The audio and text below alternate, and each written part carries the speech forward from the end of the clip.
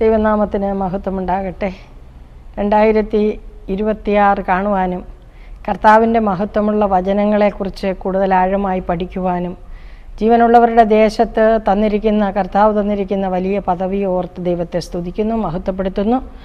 ഈ വർഷം മുഴുവനും നമുക്ക് ധ്യാനിക്കുവാൻ, ചിന്തിക്കുവാൻ തക്കവണ്ണം ഈ കാലഘട്ടത്തിൻ്റെ പ്രാധാന്യം അറിഞ്ഞ് നമ്മളെ അറിയിക്കുന്ന സ്വർഗീയപിതാവിൻ്റെ ഇഷ്ടം വെളിപ്പാട് പുസ്തകം പഠിപ്പിക്കുക, മനസ്സിലാക്കുക എന്നുള്ളതാണ്. അവിടുത്തെ പരിശുദ്ധാത്മാവിൻ്റെ ഇഷ്ടത്തിന് നമ്മളെ സമർപ്പിക്കുമ്പോൾ ഈ കാലഘട്ടത്തിൽ നമ്മളായിരിക്കുന്നതിൻ്റെ പ്രാധാന്യവും നമ്മളെ നടത്തിയ കർത്താവിൻ്റെ ഉദ്ദേശങ്ങളും അവിടുത്തെ ലക്ഷ്യത്തിന് വേണ്ടി നമുക്ക് എന്ത് ചെയ്യുവാൻ കഴിയും എന്നുള്ളതായ വലിയ ആലോചനകളും പ്രാപിക്കുവാൻ ദൈവത്തിൻ്റെ ദാസനായ അപ്പോസ്തലനായ യോഹന്നാൻ പത്മോസ് ദ്വീപിൽ കർത്താവ് വെളിപ്പെട്ട രീതികളും കർത്താവ് കാണിച്ച ആ വലിയ ദർശനങ്ങളും നമ്മുടെ ജീവിതകാലത്ത് സംഭവിക്കുവാൻ പോകുന്ന വലിയ കാര്യങ്ങളും ദർശിച്ച് എഴുതി ഒരു തുറന്ന പുസ്തകമായി നമ്മെ ഏൽപ്പിക്കുമ്പോൾ ഇതിൻ്റെ പ്രാധാന്യം മനസ്സിലാക്കി അതിൻ്റെ പ്രാധാന്യത്തിന് നമ്മളെ സമർപ്പിച്ചുകൊണ്ട് ഓരോ ദിവസവുമായിരിക്കാൻ പ്രഭാതത്തിൽ തരുന്ന ജീവനുള്ള വചനത്തെ ഓർത്ത് നമുക്ക് സ്തുതിക്കാം. ഇന്ന് നാം വചനത്തിൽ നിന്ന് മന്നയായി പ്രാപിക്കുവാൻ തക്കവണ്ണം തിരഞ്ഞെടുത്തിരിക്കുന്നത് വചനത്തിൻ്റെ ഭാഗങ്ങൾ യോഹന്നാൻ ഉണ്ടായ വെളിപ്പാട്, യേശുക്രിസ്തുവിൻ്റെ വെളിപ്പാട്, യോഹന്നാൻ ഉണ്ടായത്, അതിൻ്റെ കാഴ്ചപ്പാടുകൾ നമ്മൾ പഠിക്കുകയാണ്. ഇന്ന് നമുക്ക് 1-ാം അധ്യായം 1-ാം വാക്യം കഴിഞ്ഞ ദിവസം നമ്മൾ ചിന്തിച്ചതിൻ്റെ ബാക്കിയായിട്ട് പഠിക്കുവാൻ പോവുകയാണ്. വെളിപ്പാട് പുസ്തകത്തെക്കുറിച്ച് ഒരു വാക്ക് പറയുമ്പോൾ ഇതിനകത്ത് ധാരാളം ചിന്തിക്കുവാൻ തക്കവണ്ണമുണ്ട്, ധാരാളം മനസ്സിലാകാത്ത കാര്യങ്ങളുണ്ട്. എന്നാൽ അത് വെളിപ്പെടുത്തി തന്നിട്ടുണ്ട്. അത് പഠിക്കുവാൻ നമ്മളുടെ അകക്കണ്ണുകളെ വിശ്വാസത്തിൽ തുറക്കുവാൻ നാം ദൈവത്തോട് ചേർന്നിരിക്കണമെന്ന് മാത്രം. ഇത് വെറും ഒരു പുസ്തകമല്ല, വായിച്ച് തൃപ്തി അടയുവാനും നമ്മളുടെ ജിജ്ഞാസകൾ വർദ്ധിപ്പിക്കുവാനും ഉള്ളതായ കാര്യങ്ങളല്ല. കുറച്ച് ഭയപ്പെടുത്തുന്ന ചിത്രങ്ങൾ, അത് നമുക്ക് മനസ്സിലാകുന്ന രീതിയിൽ നമ്മെ പറഞ്ഞു പഠിപ്പിക്കുന്ന ഒരു പുസ്തകമാണ്. വളരെ ശക്തമായ ഒരു പുസ്തകമാണ് ദൈവത്തിൻ്റെ വചനമായ ഈ വെളിപ്പാട് പുസ്തകത്തെ നമുക്ക് 5-ാമത്തെ സുവിശേഷമായിട്ട് കാണുവാൻ തക്കവണ്ണം കഴിയും. നമ്മൾ കഴിഞ്ഞ ദിവസം പഠിക്കുകയുണ്ടായി. യേശുക്രിസ്തുവിൻ്റെ വെളിപ്പാടാണ് വെളിപ്പാട് പുസ്തകത്തിലെ പ്രതിപാദ്യ വിഷയം എന്ന് പറയുന്നത്. അപ്പോൾ ഇന്ന് നമ്മൾ ചിന്തിക്കുവാൻ തക്കവണ്ണമുള്ളതായ ആ യേശുക്രിസ്തുവിൻ്റെ വെളിപ്പാട് എന്ന് പറയുമ്പോൾ ഈ പുസ്തകത്തെക്കുറിച്ച് അല്പമായി ചിന്തിക്കുകയാണ്. ഇതിൻ്റെ ആമുഖമായിട്ട് നമ്മൾ ചില കാര്യങ്ങൾ ചിന്തിക്കാൻ പോവുകയാണ്. അതായത് ഈ പുസ്തകത്തെ എങ്ങനെയാണ് നമുക്ക് പരിചയപ്പെടുത്തുന്നതെന്ന് ചോദിച്ചാൽ, ഈ വെളിപ്പാട് പുസ്തകത്തെ തുറന്ന പുസ്തകം എന്നാണ് പറയുന്നത്. അന്നേരം ഒരു അടഞ്ഞ പുസ്തകം നേരത്തെ പരിചയപ്പെടുത്തിയിരുന്നു എന്ന് നമുക്ക് മനസ്സിലാക്കുവാൻ തക്കവണ്ണം കഴിയും. ഇവിടെ ദൈവത്തിൻ്റെ വചനത്തിൽ ഇതിൻ്റെ മൂലഭാഷയിൽ ഈ വാക്കിന്, അതായത് ഈ വെളിപ്പാട് എന്ന വാക്കിന് ഉള്ള മൂലഭാഷയായ ഗ്രീക്കിൽ ആ വാക്കും ഇങ്ങനെയാണ് വെച്ചിരിക്കുന്നത്. അപ്പോക്കാലിപ്സ് എന്നാണ് ഗ്രീക്ക് വാക്കെന്ന് പറയുന്നത്. അതിൻ്റെ അർത്ഥമെന്ന് പറഞ്ഞാൽ തുറക്കപ്പെട്ട പുസ്തകം, അടഞ്ഞല്ല, തുറക്കപ്പെട്ട പുസ്തകം. നമുക്കത് വെളിപ്പെടുത്തിയ പുസ്തകം, വെളിപ്പെട്ട് വന്നിരിക്കുകയാണ്. ഒരു കർട്ടനിട്ട് അടച്ചിരുന്നത് പോലെ അടഞ്ഞിരുന്ന ഭാഗം കർട്ടൻ മാറ്റുമ്പോൾ കാണുന്നതായ വലിയ കാഴ്ചകളെ നമുക്ക് വെളിപ്പെടുത്തി തന്നിരിക്കുകയാണ്. അതുകൊണ്ട് ദാനിയേലിൻ്റെ പുസ്തകത്തെയാണ് അടച്ചു വെച്ച അല്ലെങ്കിൽ അടഞ്ഞ പുസ്തകമെന്ന് പറയും. മുദ്രയിട്ട പുസ്തകം. ഇത് മുദ്ര മാറ്റിയ അല്ലെങ്കിൽ കർട്ടൻ മാറ്റിയ ഒരു അനുഭവമാണ് നമ്മളിവിടെ കാണുന്നത്. ഇവിടെ നമ്മൾ നോക്കുമ്പോൾ കർത്താവായ യേശു ക്രിസ്തുവിൻ്റെ വെളിപ്പാടുകൾ, ഇതിലെ ഓരോ പ്രവചനങ്ങളും ഈ പുസ്തകത്തിൽ അതിൻ്റെ സമയത്ത് തരുന്ന ഒരു അനുഭവം നമുക്ക് കാണുവാൻ തക്കവണ്ണം കഴിയും. ഇവിടെ ദൈവത്തിൻ്റെ വചനം നമുക്ക് വെളിപ്പാട് പുസ്തകവും ഡാനിയേൽ പുസ്തകവുമാണ് അന്ത്യകാല പ്രവചന പുസ്തകങ്ങളെന്ന് നമ്മൾ മനസ്സിലാക്കുന്നു. ഈ വെളിപ്പാട് പുസ്തകത്തെക്കുറിച്ച് നമ്മൾ പഠിക്കുമ്പോൾ വെറും 404 വാക്യങ്ങളാണ് ഇതിനകത്തുള്ളത്. ഈ 404 വാക്യങ്ങളിൽ കർത്താവിനെ വെളിപ്പെടുത്തിയിരിക്കുന്നതായ മനോഹരമായ കാഴ്ചകൾ നമുക്ക് കാണുവാൻ കഴിയും. വളരെ അർത്ഥവത്തായ വ്യക്തമായ 500-ലധികം ക്വസ്റ്റ്യൻ ഉണ്ട്. ഡയറക്റ്റായിട്ടാണ് 500-ലധികം റെഫറൻസ് ഉണ്ട്, 90-ലധികം ക്വസ്റ്റ്യൻസും ഉണ്ട്.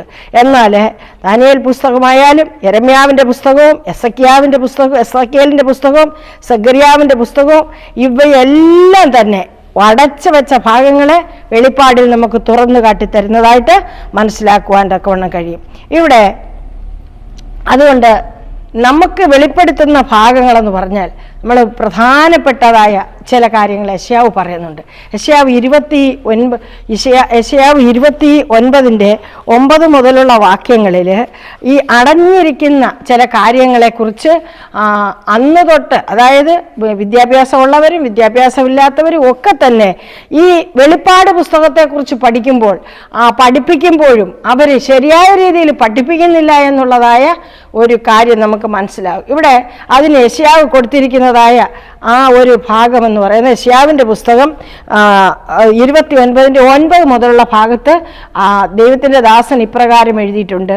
ജാതികളുടെ ഈ കൂട്ടം വന്നിട്ട് വിസ്മയിച്ച് സ്തംഭിച്ചു പോകുകയാണ്, അന്ധത പിടിച്ച് കുരുടരായി തീർന്നിരിക്കുകയാണ്, അവർ മത്തരായിരിക്കുകയാണ്. വീഞ്ഞുകൊണ്ടല്ല, അവർ ചാഞ്ചാടി നടക്കുന്നത് മദ്യപാനം കൊണ്ടുമല്ല. യഹോവ ഒരു ഗാഠനിദ്ര അവരുടെ മേൽ പകർന്നിട്ട് അവരുടെ കണ്ണുകളെ അടച്ചിരിക്കുകയാണ്. അവർ പ്രവാചകന്മാരായ ആളുകൾ അവരോട് ദർശനങ്ങളെക്കുറിച്ച് ചോദിക്കുകയാണെങ്കിൽ, അവരുടെ തലവന്മാരോട് ചോദിക്കുകയാണെങ്കിൽ ഒരു മൂടുപടം ഇട്ടിരിക്കുന്ന ഒരു അവസ്ഥയാണ്. അങ്ങനെ സകല ദർശനങ്ങളും മുദ്രയിട്ടിരിക്കുന്ന ഒരു അനുഭവം, പുസ്തകത്തിലെ പോലെയുള്ള ഒരു അനുഭവമായി ഈ പണ്ഡിതന്മാർക്ക് തീർന്നിരിക്കുകയാണ്. അക്ഷരവിദ്യയുള്ള ഒരാളിൻ്റെ കയ്യിൽ അങ്ങോട്ട് കൊടുക്കുകയാണെങ്കിൽ പറയും, ഇതൊന്നും വായിക്കണമെന്ന് പറഞ്ഞാൽ എനിക്ക് വയ്യ, എനിക്ക് അത് മുദ്രയിട്ടിരിക്കുക, എനിക്ക് അതിൻ്റെ മർമ്മങ്ങളൊന്നും അറിയത്തില്ലെന്ന് പറയും. എന്നാൽ ഈ പുസ്തകം അക്ഷരവിദ്യ ഇല്ലാത്തവൻ്റെ കയ്യിലാണ് കൊടുത്തിരിക്കുന്നത്, എനിക്ക് വായിക്കാൻ അറിയത്തില്ല എന്ന് അവൻ അടുത്തു വന്ന് പറയും. കാരണം എന്താ?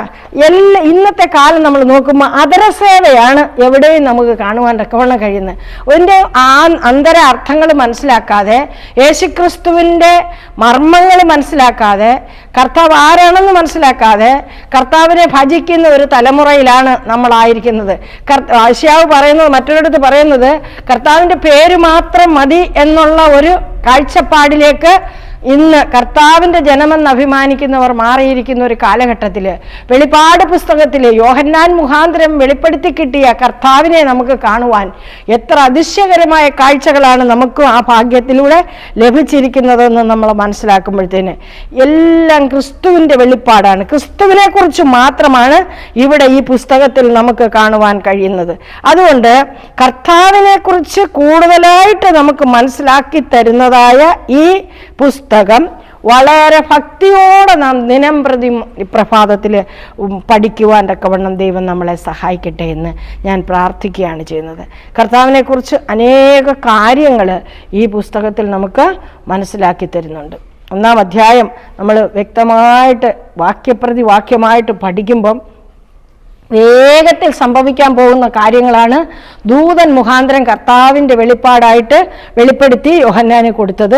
എന്നിട്ട് യോഹന്നാനോട് പറയുകയാണ്, ഇതിൽ എഴുതിയിരിക്കുന്നത് പ്രമാണിക്കുന്നവരൊക്കെ ഭാഗ്യമുള്ളവരായിത്തീരും, ഇത് കേൾക്കുന്നവരും കേൾപ്പിക്കുന്നവരും ഒക്കെ ഭാഗ്യമുള്ളവരായിത്തീരുമെന്ന് പറഞ്ഞിട്ട് കർത്താവിനെ കുറിച്ചുള്ള അനുഗ്രഹമേറിയ വെളിപ്പെടുത്തൽ ഇവിടെ വെളിപ്പെടുത്തുമ്പോൾ നമ്മൾക്ക് ലഭിച്ചിരിക്കുന്ന ആ കർത്താവിനെ യഥാർത്ഥമായിട്ട് ഒന്ന് രുചിച്ചറിയുവാൻ ദൈവം നമ്മളെ സഹായിക്കട്ടെ. ഇത് മുദ്രയിട്ടിരിക്കുന്ന പുസ്തകമാണ്, ഇതിലെ ഭാഷ എനിക്കറിയത്തില്ല എന്ന് ആരും പറയാതിരിക്കുവാൻ, ഇത് വെളിപ്പെട്ട വിധവും വെളിപ്പെട്ട് കിട്ടിയ മനുഷ്യനും നമുക്ക് വെളിപ്പെടുത്തി തന്ന പരിശുദ്ധാത്മാവിനെ നമ്മളെ കീഴ്പ്പെടുത്തിക്കൊണ്ട് ദൈവത്തെ മഹത്വപ്പെടുത്തുവാൻ, രഹസ്യങ്ങളെ വെളിപ്പെടുത്തുന്ന ദൈവത്തിൻ്റെ പരിശുദ്ധാത്മാവ് ഈ കാലങ്ങളിൽ നമുക്ക് വെളിപ്പെടുത്തി തരുന്ന ഈ വചനത്തെ ഓർത്ത് നമുക്ക് ദൈവത്തെ സ്തുതിക്കാം. ദൈവം നമ്മളെ ധാരാളമായിട്ട് അനുഗ്രഹിക്കട്ടെ എന്ന് പ്രാർത്ഥിക്കുന്നു. വെളിപ്പാട് പുസ്തകം പഠിക്കുവാൻ തക്കവണ്ണം വരം ലഭിക്കേണ്ടുന്നതിന് ഈ നാളുകളിൽ നമ്മളെ തന്നെ സമർപ്പിക്കാൻ പ്രാർത്ഥിക്കാം. കരുണയുള്ള ദൈവമേ, സ്വർഗ്ഗപിതാവേ, അവിടുത്തേക്ക് ഞങ്ങളോട് കൃപ തോന്നിയതുകൊണ്ട് സ്തോത്രം. പുതിയൊരു വർഷത്തിലായിരിക്കാൻ അവിടുന്ന് ഞങ്ങളോട് കൃപ കാണിച്ചതുകൊണ്ട് സ്തോത്രം. കർത്താവേ, അടിയങ്ങളോടൊപ്പം ആയിരുന്നവർ, അടിയങ്ങളോടൊപ്പം കഴിച്ചവരും സഞ്ചരിച്ചിരുന്നവരൊക്കെ അനേകം പേര് ദൈവമേ ഇന്നില്ല. എന്നാൽ ഞങ്ങൾക്ക് വീണ്ടും ഒരു അവസരം തന്നിരിക്കുകയാണ്.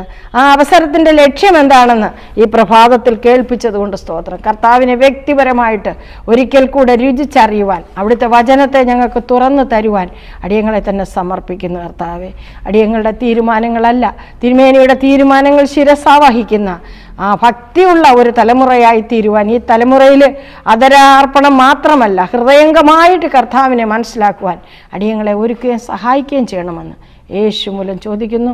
പ്രാർത്ഥന കേൾക്കണമേ നല്ല പിതാവേ, ആമേൻ. സ്തോത്രം.